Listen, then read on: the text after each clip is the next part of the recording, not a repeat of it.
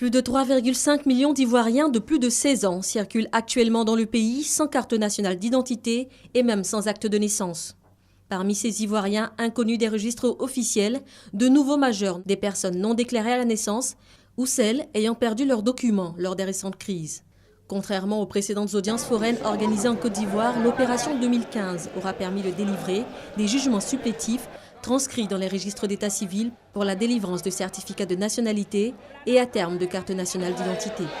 Pour cet avant-dernier jour, près de 1000 pétitionnaires attendent depuis 8 h du matin l'audience foraine qui se tient dans cette sous-préfecture de l'Ataa à Korogo. Pour une audience foraine, une équipe composée d'un juge, d'un greffe, d'un magistrat, d'un médecin, d'un interprète, de rédacteurs et d'agents d'état civil se déplace dans une localité. Ils assistent les pétitionnaires des cas 4 dans le processus d'obtention d'un jugement supplétif et cela gratuitement. Avant les audiences foraines, les pétitionnaires sont reçus et classés dans les guichets installés dans les mairies et sous-préfectures du territoire. Seules les personnes du CAC 4, n'ayant jamais été déclarées à l'état civil, sont concernées par les audiences foraines. Soro Kafanja. Elle a quel âge? 12 ans.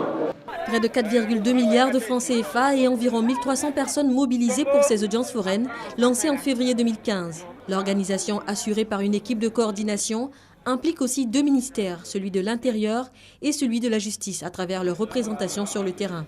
Chacun jouant un rôle défini pour éviter les fraudes et permettre à ces Ivoiriens d'obtenir une existence juridique. La finalité, c'est d'aller à la carte nationale d'identité. Mais pour avoir la carte nationale d'identité, il faut quand même un certain nombre de documents, notamment le certificat de nationalité. Mais pour avoir le certificat de nationalité, il faut également avoir des extraits d'actes de naissance. Et bien c'est à ce niveau que nous intervenons. Nous sommes dans le premier palier. Le sous-préfet qui est officier d'état civil ou bien le maire délivre le premier document qu'on appelle le certificat de non-inscription sur les registres de l'état civil. C'est au vu de ce document que le juge qui est censé lui donner ce document-là sait qu'effectivement cette personne n'a pas été déclarée à l'état civil.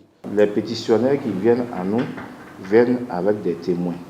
Mais il y a aussi des moyens d'investigation du juge qui s'assure si effectivement l'individu qui se présente à lui est né dans la localité et n'a jamais été déclaré à l'état civil. Il y a certaines questions qui sont posées.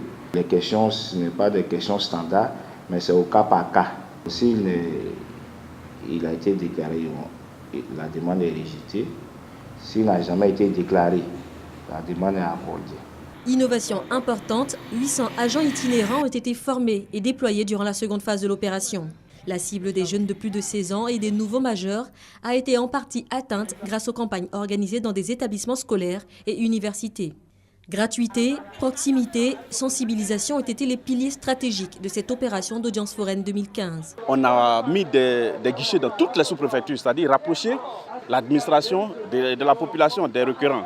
Les gens qui se déplacent, ils vont jusqu'à, si vous voulez, dans les foyers des gens pour leur donner la possibilité d'avoir la pièce. C'est ce qui a fait qu'aujourd'hui, on a des milliers de personnes. Au terme de l'opération, près de 900 000 requêtes de documents administratifs de base ont été enregistrées. Korogo obtient le plus grand nombre de demandes avec Abidjan, Touba et Mans. 47% des demandes de documents administratifs de base portaient sur les certificats de nationalité, 42% sur les jugements supplétifs. Les 436 guichets répartis sur l'ensemble du territoire ont permis d'enregistrer en moyenne 17 000 pétitionnaires par jour. Mais l'objectif visé par cette audience foraine précise, en raison des délais impartis, c'est autour de 1 500 000 personnes qu'on était capable de prendre en compte au cours de ces 3 mois d'opération. Après l'étape terrain vient celle du traitement des demandes qui devrait s'achever fin mai. Environ 900 000 cartes d'identité devraient être distribuées en fin de traitement par l'intermédiaire de l'Office national d'identification. Et près de 400 000 personnes non déclarées à la naissance auront enfin un acte d'état civil. Elle a entendu quand l'opération a commencé, elle est venue chercher. Les papiers ont été brûlés tous et donc elle n'a aucune trace. Elle cherche ses papiers afin d'être à jour pour ne pas qu'un jour on l'arrête et puis on lui dit que tu es sans papier. La pratique des audiences foraines est autorisée par la loi afin d'inscrire dans les registres officiels des personnes sans documents de base lorsque leur nombre est jugé trop élevé. Mais la loi fait aussi obligation aux parents de déclarer la naissance d'un enfant dans un délai de 3 mois. Des milliers de parents ne respectent toujours pas cette obligation parce qu'ils n'en voient pas la nécessité, par simple négligence ou par contrainte géographique.